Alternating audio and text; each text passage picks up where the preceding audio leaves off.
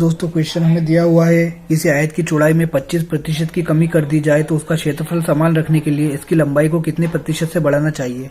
तो दोस्तों इसमें क्षेत्र यहाँ पर आप आयत देखकर घबराना मत। इस टाइप के क्वेश्चन हम सोल्व कर चुके हैं पहले, जिसमें हमें किसी का मूल्य दिया हुआ है और खर्च को पूर्ववत रखने के लिए कितना बढ़ाया घटाया जाए पूछा जाता है। तो हमें इसके लिए बेसिक कॉन्सेप्ट याद होना चाहिए, इसके लिए किसी फॉर्मूले की आवश्यकता नहीं होती है, सिर्फ हमें क्वेश्चन को ध्यान से पढ़ना होता है। तो हम क्वेश्चन को पढ़ते हैं। किसी आयत की चौड़ाई में 25% की कमी कर दी जाए तो इसका क्षेत्रफल समान रखने के लिए इसकी लंबाई को कितनी प्रतिशत से बढ़ाना चाहिए। तो हमें दिया हुआ किसी आयत की चौड़ाई में 25% कमी हो रही है। माना कि आयत की चौड़ाई, प्रारंभिक चौड़ाई क्या होगी, प्रारंभिक चौड़ाई होगी उसकी माना कि 100। अब उसकी आयत की चौड़ाई में कमी कर रहे हैं कितनी, 25%, यानी कि कमी करने के बाद कितनी हो जाएगी, 100 गुणित 100 माइनस 25/100, यानी कि इसको जब सोल्व करेंगे तो 100 इंटू 100 में 25 जाएंगे तो 75/100। तो जो कमी करने के बाद जो आयत की चौड़ाई हो जाएगी वो हो जाएगी 75।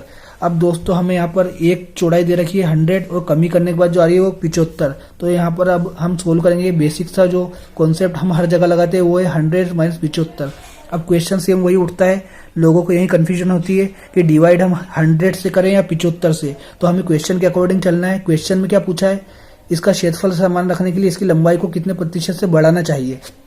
अगर बढ़ाना पूछा है तो हमें यहाँ पर छोटे से डिवाइड करना पड़ेगा, यानी कि इन दोनों में छोटा कौन सा है, 75, तो हमें 75 से डिवाइड करना पड़ेगा ताकि हमें ऊपर बड़ी वैल्यू मिल सके, यानी कि बढ़ रहा है। अगर हमें यहाँ पर पूछा होता कि कितने प्रतिशत कमी करना चाहिए, अगर कमी करना पूछा होता तो हम बड़े से डिवाइड करते, ताकि अगर हम बड़े से डिवाइड करते तो ऊपर छोटी वैल्यू आती तो उसको हम कमी में शो कर सकते कि हाँ ये कमी हो रही है। तो हमें बस इतना ध्यान रखना है, अगर बड़ा पूछा है तो हमें छोटे से डिवाइड करना पड़ेगा, और कमी पूछी है तो हमें बड़े से डिवाइड करना पड़ेगा ताकि ऊपर हमें छोटी वैल्यू मिल जाए। तो अभी हमें बढ़ाना पूछा है तो हम छोटे से डिवाइड करेंगे, यानी कि 75 इंटू 100। ये बेसिक सा कॉन्सेप्ट है जो हर जगह लगता है, इसको हमें याद करना पड़ेगा कि ये कैसे होता है।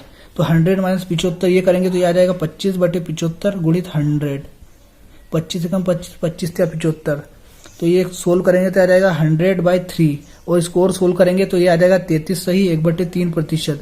तो उसके क्षेत्रफल समान रखने के लिए लंबाई को हमें इतने प्रतिशत से बढ़ाना पड़ेगा। तो इस टाइप के क्वेश्चन को आप इजीली सोल्व कर सकते हैं, बस हमें क्वेश्चन को ध्यान से पढ़ना है कि क्वेश्चन में क्या हो रहा है।